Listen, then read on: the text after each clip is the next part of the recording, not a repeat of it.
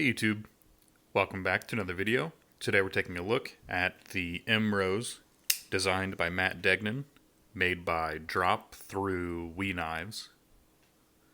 So Drop.com and Matt Degnan came together, I guess commissioned this knife and had it manufactured through We Knives in China. And there you can see Degnan's logo and a little rose. I don't know if the rose is just a logo for this knife or if that's his kind of maker's mark, but whatever it is, it looks good. And before I get into too much of it, I'll show you the packaging. So it came in just a little drop white box and a nice zipper case with a microfiber branded with Drop on it. Also nice and soft inside, so good packaging. And back to the actual knife. So first I'll get into the specs and measurements.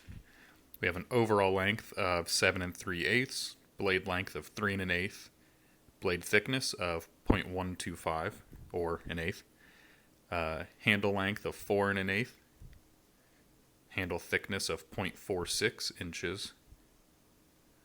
Weight is 2.2 ounces. Blade material, I think, says right here on the flipper somewhere. Sometimes they kind of hide where it says it. There. Very hidden on this one. S35VN right there.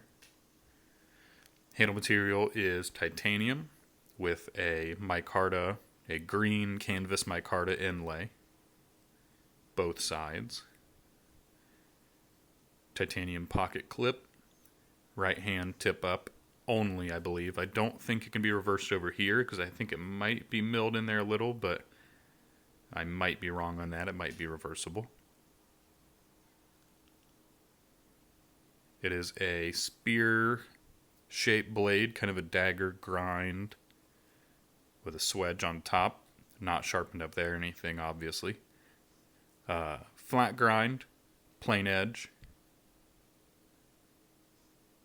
And, of course, it's a frame lock, but I don't think there is an over travel stop in there on the stainless lock insert like usual, because this micarta right here, the inlay, already acts as an over travel stop. So when I was looking inside there, I was trying to see, you can't really tell any like piece of steel hanging over the lockup. So I think they use that micarta as the over travel stop, which works just fine.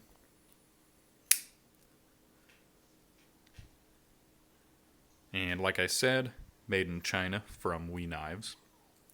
And it runs on bearings.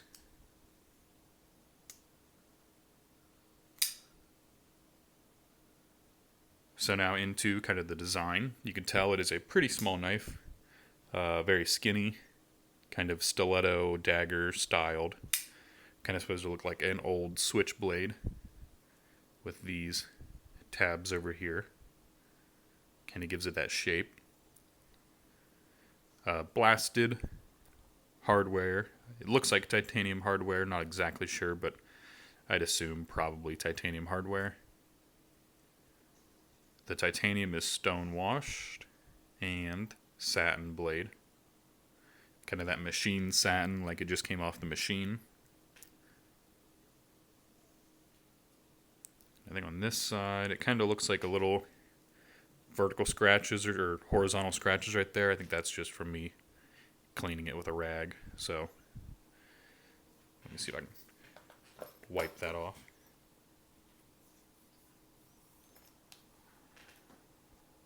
There we go. That looks a little better. And also a green micarta backspacer.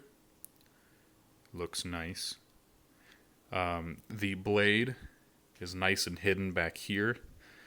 After watching other people's reviews of certain knives, it kind of made me think about back here below the flipper tab where the blade sometimes gets close to the back of the handle. So I kind of obsess over that spot because I looked back at some of my knives, and some of them have the edge pretty close to the back of the handle right there, but this one is well hidden. No way you'd get your handle, no way I would get my finger down in there. So, it seems safe. Some of the pros, it came very sharp. I guess I'll cut my little script up after this, but flips great.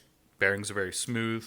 It's a light blade, so it's not super drop shutty or anything. You can kind of wiggle it down in, but very smooth. Since it is kind of a skinny, pointy blade with a lot ground off it, it's not going to be so heavy that it drops down, but very nice action. Flipper tab feels great.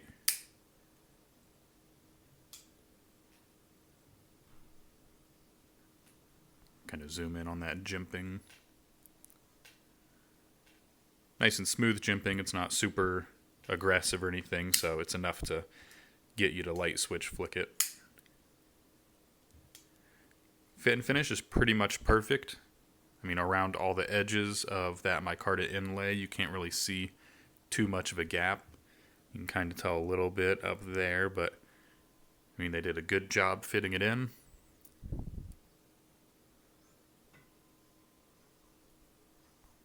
Nothing else really jumps out at me as being kind of not done right or kind of thrown together, so everything looks pretty much perfect on it.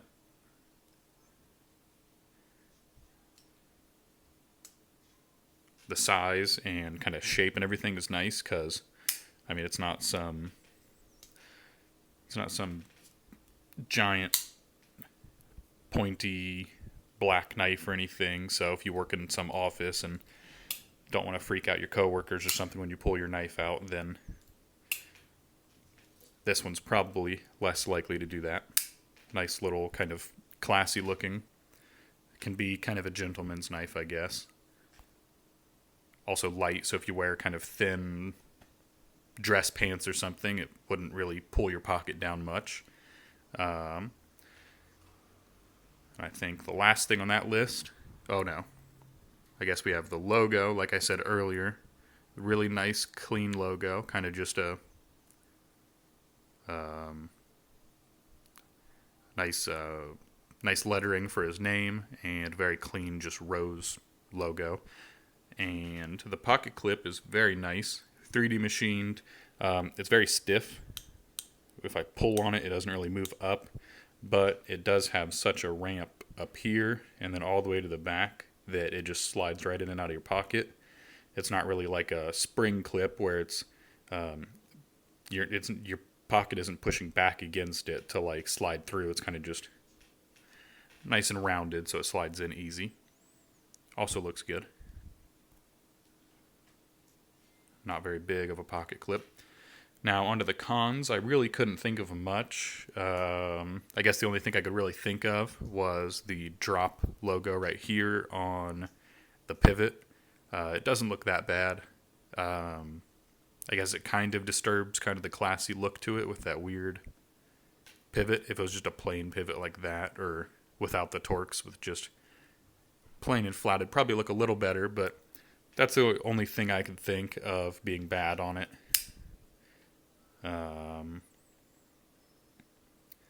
Yeah, nothing else really jumps out as being a con to it. It's pretty much all good. It just comes down to if you like the design, if you like the shape of it, and like the way it looks. I'll compare it to Paramilitary 2. I'll pull that out again. See if I can get it to focus. So, obviously a lot smaller, length and width. It's a lot thinner, handle and blade wise. A lot more blade to handle, it looks like, than the Para, because the blade's almost the same length, but you can see there's almost an inch probably more handle on the Para 2. Also, the Abstruse, which is pretty much the smallest knife that I carry regularly. So you can see there, kind of tip to tip, you can see it's a good 3/4 of an inch shorter or whatever. So not really too small of a knife. There you can see the blade thicknesses are about the same, handle thickness with the clip and everything, all about the same. So kind of on the smaller side, but definitely not too small of a knife. I've used it a lot. I've opened packages at work, opened food packages and stuff. I've carried it fishing, cutting fishing string, and just kind of doing some light stuff, nothing heavy. I haven't chopped into wood or anything with it because, I mean, that's not really that big of a blade to be doing that with it, but I'm sure it could probably handle it. I mean, Lockup is very good, nice and early. Locks up nice, doesn't rattle, no lock rock, nothing, no wiggle or anything in it. Final judgment, I think it was around $124 before tax. So for that much, definitely a crazy deal. Titanium, micarta inlays, S35VN on bearings, like frame lock, everything about it makes it seem like it'd cost more. So definitely great knife for the value.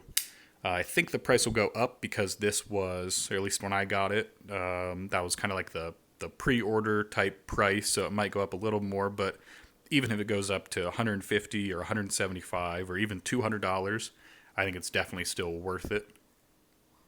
I think it'd definitely be worth that much money, so if it does go up to that, I think right now it says sold out, so on drop.com, so if you go there, you're going to have to kind of sign up for an email list or whatever, and then they'll let you know when it's back in stock.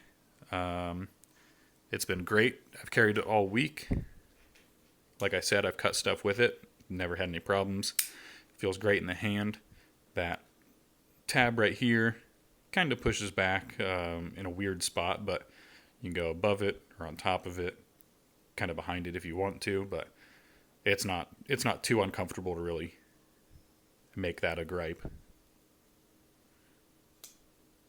Very fun to flick. I definitely think you should buy it, and that's pretty much all I got to say. So check out the other videos on my channel. Don't forget to like and subscribe, and thanks for watching.